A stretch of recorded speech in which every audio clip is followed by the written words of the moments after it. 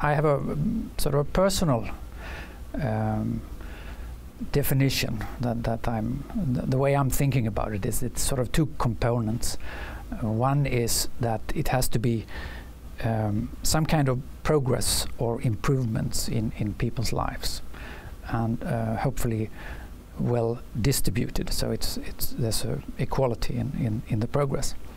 That's sort of first component, and then a second component is that this should be sustainable, because we have many instances of sort of where you can in a short period of time achieve development and improve conditions, but it turns out it's not sustainable. It could be something based on resources that you deplete and so forth.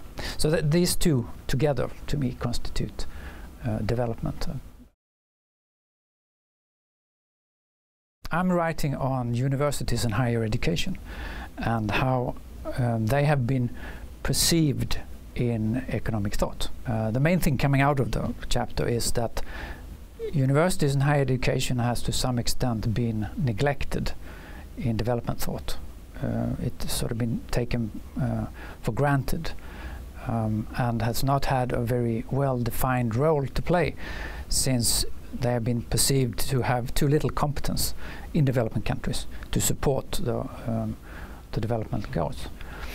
So what we see now is that there's an increase in importance of higher education and universities also in developing countries, and it's nice to see that it's being recognized by more and more institutions and also being now more incorporated in development thought. And I think it's a nice thing that this is happening, and I think the importance will continue to grow, and the challenge will be how to align the operations of the universities with developmental goals, because that has been the problem in the past, that the universities often have operated self-contained institutions and not work together with the policymakers and working towards the development goals that have been set.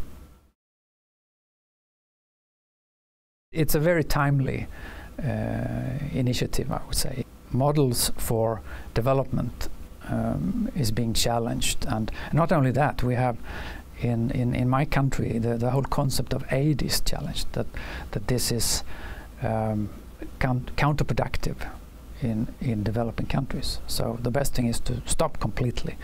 It's not even a discussion on the modes for it, because you can have good ways of delivering aid or bad ways of doing it. But now we also see a questioning on if we should have it at all.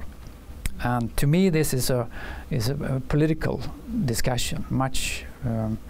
There's much rhetoric in it, and it's not evidence-based. So a book like this will go through in a very structured and analytical way. What do we know? What are the experiences? What do we know? What has happened over the years? Why are we here today? And we can follow the progress or the evolution of economic or development thought to where we stand today. So we have a much firmer ground to enter into this more political discussion.